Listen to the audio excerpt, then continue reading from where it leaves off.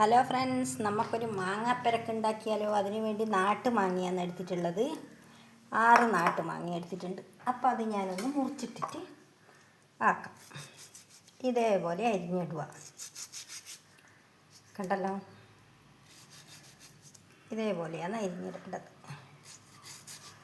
എന്നിട്ട് ഈ അണ്ടിക്കരട്ടില്ലേ, അതും ഇതിൻ്റെ അകത്ത് ഇടണം. ഇതെല്ലാം ഞാൻ മുറിച്ചിടാം. പിന്നെ അതിന് വേണ്ടിയിട്ട് തേങ്ങയും മുളകും എടുത്തിട്ടുണ്ട്. കുറച്ച് കടുകും വേണം. അതും കൂടി നമുക്ക് അരച്ചെടുക്കണം. ഞാനത് അരച്ചെടുത്തിട്ട് വരുന്നു. അപ്പം ഞാൻ തേങ്ങ അരച്ച് കൊണ്ടുവന്നിട്ടുണ്ട് ഗൈസ്. ഇനി മാങ്ങയ്ക്ക് ആവശ്യമുള്ള ഉപ്പിട്ട് കൊടുക്കുക. ആവശ്യത്തിനുള്ള ഉപ്പിട്ട് കൊടുത്തു.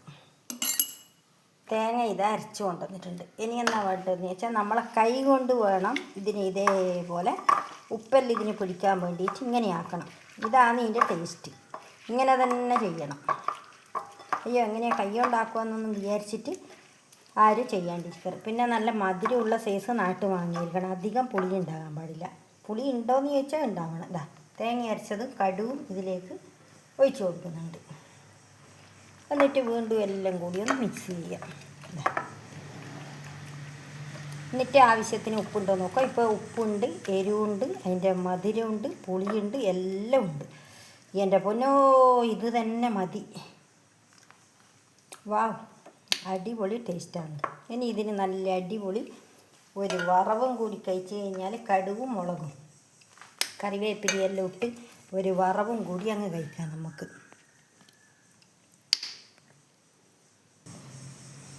അപ്പം ഇതാ വറുത്തിട്ട്. അപ്പം കണ്ടല്ലോ, അടിപൊളിയായിട്ട് നമ്മളെ മാങ്ങാപ്പരക്ക് ഇതാ ഇവിടെ റെഡി ആയിട്ടുണ്ട് ഗൈസ്. കണ്ടോ, ഒരുപാട് വെള്ളമൊന്നും ആക്കിയിട്ടില്ല. അടിപൊളിയാണ്. ഇത് മാത്രം മതി ചോറിന്, വേറെ ഒന്നും വേണ്ട. കണ്ട,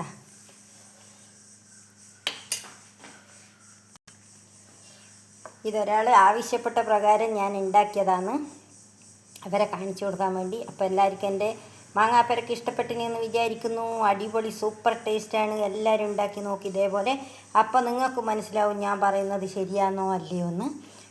അപ്പോൾ എൻ്റെ വീഡിയോ ഇത്രയേ ഉള്ളൂ, ഒരു കുഞ്ഞു വീഡിയോ ആണ്. Okay, by.